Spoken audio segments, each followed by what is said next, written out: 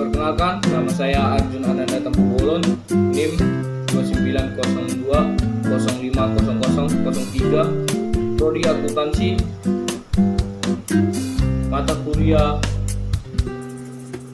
Public Speaking.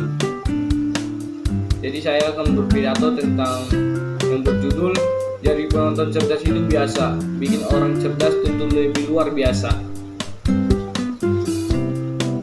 Pada kesempatan ini saya akan membatasi bahasa kita pada film. Saya mengajar memilih topik ini karena memang hampir semua di antara kita menyukai film.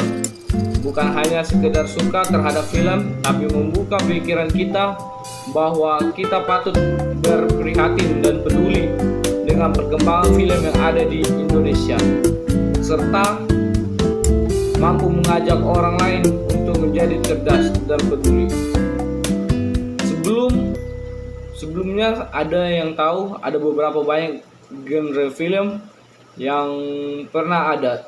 Ya, kita tidak kurang dari 23 jenis genre film yang pernah dibuat, seperti animasi, dokumenter, fantasi, family, thriller, war, dan lain-lain. Secara umum, kesemua genre ini dibagi menjadi dua bagian besar, yaitu bersifat fiksi dan non-fiksi.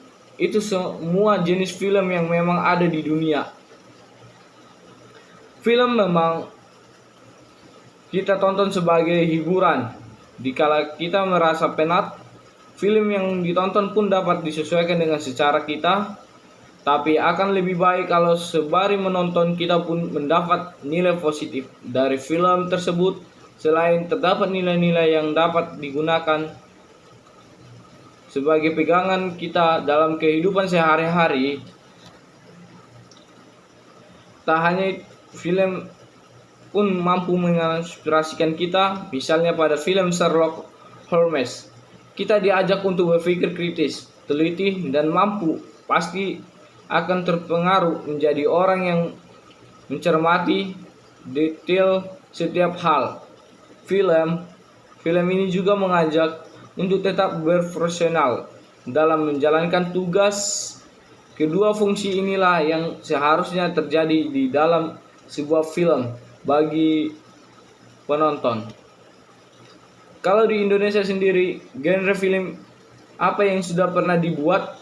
Tetap ada film yang dibuat dalam genre-genre tersebut, tetapi tidak semua kita tahu keberadaannya karena genre film yang paling marak ada di Indonesia adalah komedi, horor, patriotik, romantik, dan sejarah. Namun hal yang menjadi prihatin kita yaitu film di Indonesia lebih didominasi oleh film-film yang kurang bermutu, seperti film komedi disertai dengan kesan seksual, atau film horor yang disertai mistik dan pornografi. Tentu ini merasakan apabila film merupakan media yang sangat besar dampaknya dalam penyebaran pengaruh.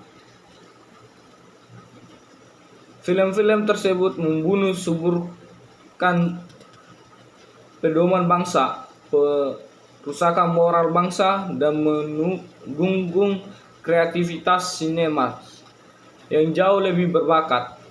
Beberapa hal yang memang menjadi tantangan berat dalam memproduksi film di Indonesia seperti yang ada di film Demi Ucok, yaitu penonton yang sedikit, pajak yang besar, dan pembajak yang banyak. Penonton yang sedikit karena memang masyarakat Indonesia yang kebanyakan berpendidikan rendah yang masih belum mampu memilih tontonan yang bermutu. Maka perlu membuat film yang lebih bermutu agar penonton bisa mulai mengerti pajak di Indonesia memang besar, tapi apapun yang terjadi, selama film yang dibuat bagus dan laris, tentu mampu menutupi kekurangan ini. Memiliki jiwa bisnis pasti akan memanfaatkannya.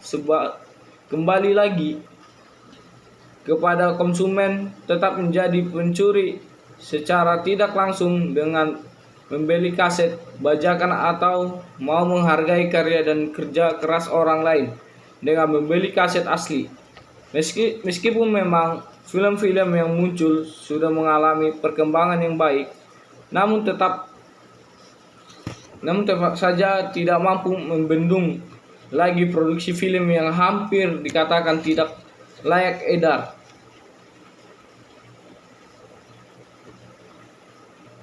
Disinilah peran kita bukan hanya menjadi penonton yang memiliki, tetapi juga mengajak orang-orang lain untuk menjadi penonton yang cerdas. Sebagai mungkin menemani adik-adik kita menonton film, mengajak teman-teman untuk menonton film yang informatif, dan bahkan mau berkarya dengan membuat film yang mendidik. Bukan harus membuat film dengan dana yang bombastis atau efek yang super dramatis, tetap film yang mampu menuntun penontonnya menjadi religius, nasionalis, kreatif, dan aktif. Memang banyak tantangan, tapi mari kita mulai beraksi nyata demi mencerdaskan bangsa. Sekian dari saya, kurang lebihnya saya mohon maaf. Atas perhatian teman-teman saya, ucapkan terima kasih.